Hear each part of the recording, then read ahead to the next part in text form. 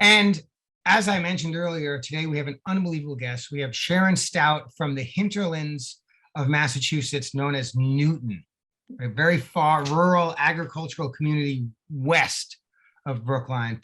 The thing about Sharon is like she does so many different things. It's hard for me to even remember them all. So I wrote them down. I'm going to cheat and look.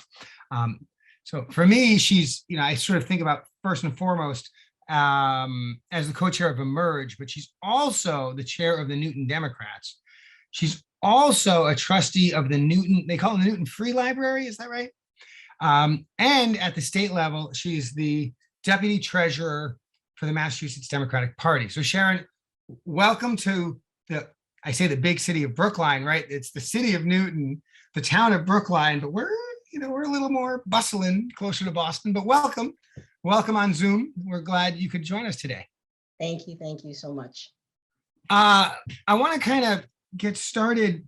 I want to hear about Emerge. I really want to hear about Emerge. But I want to start with the other stuff first, so we can kind of do the business and then get to the things that maybe are more interesting to at least some of the viewers. I'm sure you have some sense for what's going on with caucuses and convention. I'm talking about the Democratic state convention. Before that, we have these city and town caucuses, right? And then we go to the convention, and the viewers have no idea what I'm talking about. So help us understand what the heck I'm talking about, because you know it better than I do. Well, that's a great question. It's going to be hopefully a lot of information we'll trump in here. Before we do our fabulous convention, nominating convention that we do every 4 years, where the party basically picks our nominee for governor, lieutenant governor, treasurer, auditor, we have this process, which the convention this year is June 4th in Worcester, DCU. We do this process called the caucus and delegation section. And normally we would be doing it in person. You'd have candidates coming. It's great. Most of the cities, I believe, we're doing them virtual. Newton's doing it virtually. Brookline is doing it virtually. I'll be helping you guys.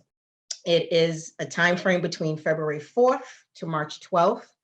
We'll use Brookline as an example. You guys will come together. You're actually all coming together March 5th, and you will be able to raise your hand and say, I'm Tommy Tola, and I want to run for delegate for the convention, and you will have all of the massive delegates coming to Brookline. That's a voting member of Brookline, and they will be voting on you to see if you're going to be a part of that convention. It's quite contentious. It's quite fabulous. I've done 28 of these. I love doing these. Brookline, you guys have the longest caucuses in the day because there's so many of you. Newton, we're a little bit easier. We have 8 wards. But because we're doing it virtually, I'm doing each ward a different day. But we're going to do all of Brookline on March 5th. But it's a wonderful process. It is open to all voting Democrats within each city. So within Brookline, you would come together and you would run to be a part of our convention. And then you would be able to vote on the nominees that will be on the ballot. And then who would be our, you're going to vote for who would be on the ballot and then who would be our nominee. So the delegates chosen at each of the, in the case of cities, at each of the ward caucuses, in the case of towns in the town-wide caucus, they go to this convention in June. They're not choosing the nominee though, right? Because there's still a primary. So what do the caucus goers do as compared to the primary voters in September? How does that work? So basically, to get on the ballot, you need to get 15% of the vote. So you could have all, say, we'll use a nice, the auditor's race. There's two contestants. They can both very well get that 15% on the threshold to get on the ballot. They'll get on the ballot, but one would be the nominee. So it's 2 parts. If you're a candidate, you've got to get 15% to even be on the primary ballot. Yeah. And the person who gets the highest percentage is the person on the top line, or the person who gets 50% is the nominee? It's more of, so 2 separate things. One, you get on the ballot, and then it's a vote to be who becomes our nominee. So one would be like our, for the lack of the better word, the special person that we're pushing. Got it. And you should propose me as an example as running, but of course, since I'm the state rep, I automatically am a delegate, right? I don't have to get voted in by the caucus. I've been voted in by the electorate, right? I think that's right. I want to say yes. I think that's right. In theory, there are a few people who you do not have to run. The Democratic mayors don't have to run. Our congressional offices don't have to run. And I believe over the past years, the state reps do not have to run. But again, everything can always change. So we have an executive meeting this week, so we'll find out if that changes or not. So, something for me to keep an eye on. And you know, I'll talk about a couple of races, right? The auditor's race has two candidates, Senator Diane Zaglia and Chris Dempsey. And the odds are they'll both get 15%. And, Yes. you know, there might be a who's the preferred candidate question, but they're both going to be on the ballot. But in the case of like lieutenant governor, where I think at this point there's 4 candidates and more seem likely to get in, it gets to the point where not everybody may get to the 15%. And for some, it's survive, or, you know, your campaign's over early. So this has a material impact. Yes, so every 4 years, this is where the rubber hits the road, and that convention becomes really exciting and fun. And again, it's like when you have governor and lieutenant governor, there are folks who may not make the ballot. And then it becomes the scuttlebutt in the back of if for whatever reason candidate C doesn't make the ballot, then who are the people who are going there to vote for them, who gets their votes. So it becomes really, really exciting in that to get to those top, technically 3 or 4 spots. And so when the dust settles, then Secretary Galvin will know from the Democratic side which candidates are on the ballot for statewide offices for the September primary, and in fact, the order in which they will appear on the ballot. Yes, I believe he controls the order, not necessarily the state party or the convention. That order and the ballot printing, that falls under his office. Got it. And so this is all insider baseball, right? But the parties figure out who their nominees are going to be, right? And of course, in Massachusetts, it's considered a semi-open primary. And what that means is if you are a Democrat, you can vote in the Democratic primary or none of them. If you're a Republican, vote in the Republican primary or none of them. If you're a member of the Green Party, you can vote in the Green Party or none of them.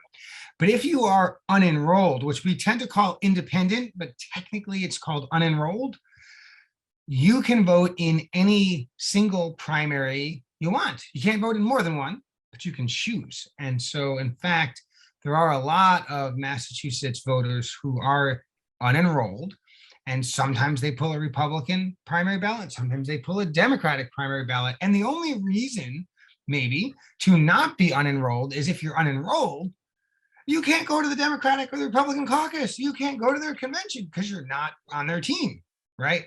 So it's insider baseball, but it definitely has an impact. And, you know, it's interesting stuff coming up. But really, like, I want to talk about Emerge. And I love Emerge. I'm a big fan, but I know that some of the viewers have no idea what I'm talking about. So I want to ask you to kind of like take 3 steps back. And what is Emerge? Give us a little history. What are you guys up to? Oh, well, thank you. I love Emerge. Emerge is an organization that was created about 15 years ago, probably 16 years ago now that we're in 2022, by a group of strong, active, diverse women. Barbara Lee spearheaded it. Ayanna Presley, Congresswoman Ayanna Presley, Cheryl Crawford, Beth Bolden, a bunch of women got together and wanted to create an organization to train Democratic women to run for office. And as we both know, as most folks know, that's one of Barbara Lee's babies, of making sure there's women running for office of all levels. So they created this training program, Emerge Massachusetts, which is actually a part of Emerge America. And it is 15 years old. We have trained over 500 women with a 81% success rate of women who run for office, they succeed. We have women all the way from school committee to planning boards to Congress. I will say, just throwing off 5 or 6 fabulous names that we have for our alumni is a lot of firsts. We have, as I said, our founding member, Congressman Ayanna Presley. We had the first Black female DA, Rachel Rollins, who's now going to be our US Attorney. We had the first mayor, Black female, Dr. Yvonne Spicer. We had Rep. Tram Nguyen, who is a first. You actually have Rep. Claire Cronin, who's going to be hopefully an ambassador of Ireland. You have Liz Miranda, you have Governor Council Eileen Duff. I will say last term, all of the Boston City Council, except for one, were emerged women. And now you have Michelle Wu being the mayor and a first. You have Lydia Edwards being a first and the senator. We have such an amazing bench and success rate. And I'm very, very proud of being a part of this group for the last 15 years. And again, our goal every year is to keep training fabulous, intelligent women to keep going up the ladder. And we have quite a few women right now in races that are going on. And last year, last cycle, we actually had the most women in running for office than all of Emerge across America. Amazing. And I imagine at this point, some of your Emerge Massachusetts alumni have been in office a while. Maybe they've even climbed from one office to another. I expect that there's still, many of them are still part of this Emerge mentoring community and helping others out. Is that right? That is right. We do build ourselves as this beautiful sisterhood, and we have an alumni committee, and we do events every year that we're grateful that you actually attend also. And a lot of the alums, they come back and they train. They're either trainers or they come and speak to the women. We have mentor programs. We have quite a few, as I said, running now. As much as I try to stay neutral in all races because of all my hats. So a part of me is like, I don't want to name names because then it looks like I'm shouting one out over the other in their contested races. But I would encourage people to look at the races that are going on across the state right now. Now, even when we think about the politics that include people who are elected, it's not just the candidate, right? And a campaign involves a candidate, but also some other folks who are critical, depending on the size of the race, for that candidate to succeed. And so is Emerge only focused on candidates, or is Emerge a little broader than that? That is a fabulous question. So Emerge, while we started out making sure we trained the right women for office, we actually have a campaign managers training class. So we have the women that are out there making the next queens and elected officials. We actually have a part of the class where we just started a cohort that I come in and I actually tell them like they could go through this process, a 6-month process. We have a boot camp process also. And you do not need to run for office to have influence and change and the power to make change within your communities. You do not need to be an elected official, as much as we love all of you. You can be a powerhouse in advocacy. You could be a powerhouse behind the candidates. You can be a powerhouse without actually having to hold that title. And our toolbox, our training helps them in that toolbox to do such. I've been doing this for 30 years in politics, and I don't want to run for office. Now, some people are even powerhouses in fundraising, I've heard, but that's for maybe another day. So is Emerge just going to keep on keeping on? Any plans for new ways of doing things, or expanding the way you go about things, or at this point, are you in just kind of a steady state? We're always trying to improve. We're always looking for different techniques. We're always looking for different classes. We have our core, but with the world changing, we have to change along with that. We've all had to change with COVID. So for the first time in all these years, we spent the last 2 years on Zoom, which was it's a tough thing to teach 30 women. Our classes are literally, we sign on at 8:30 in the morning and they're not getting off Zoom until 4:30, 5 o'clock. So that is a long time to learn how to pivot to have you focused on Zoom. We started this year, as I said, we just started last weekend, our first set of classes. We thought we were going to be in person. We had this pivot right back to Zoom. But we're keeping on, and we're looking for the next level to go. And I think a couple of years ago, we actually did 2 classes at the same time. So hopefully once we get back in person, we can do that at the same time, because we can only do 30 women at the same time in a class. And we usually have 3 women for every slot every year.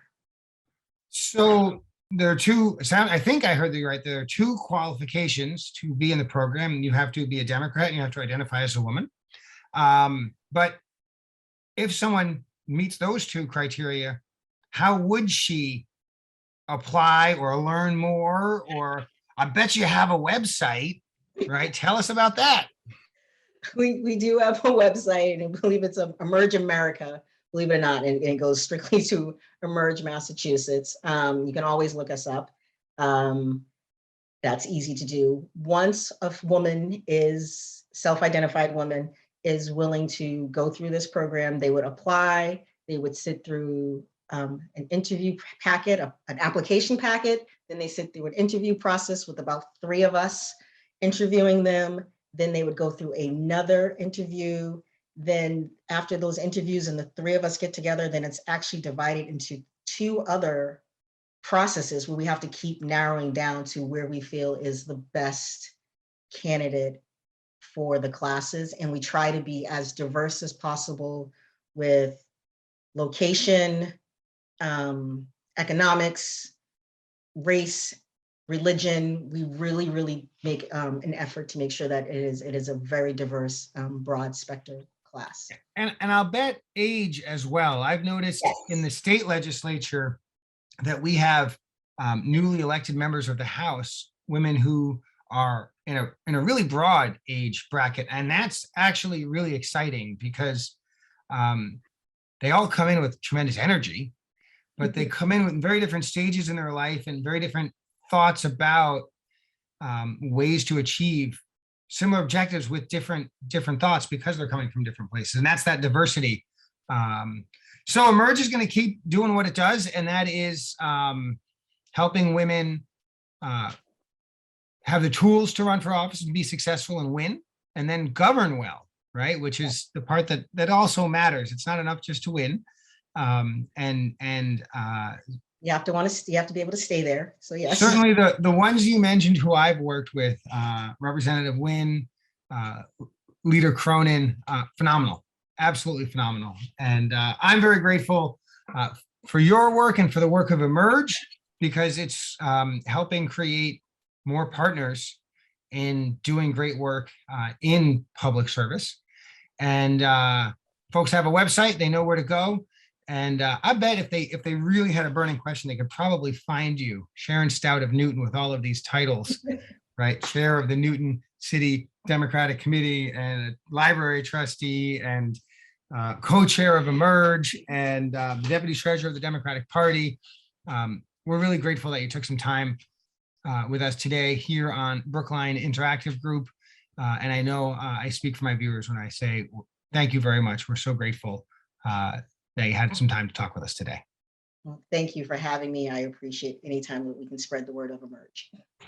And well, folks, you've been watching Brookline Interactive Group. That's another week of TV on TV. And I hope that we will see you next Thursday. And I also hope this may be the first episode where we have the outro, where we give you like the scrolling credits of who helped build the show. We've been doing the show for almost 2 years. We haven't done that yet, but I think we'll have it done in time for this show. If not, maybe next week. In any case, we'll see you next week here on Brookline Interactive Group. Thanks for watching.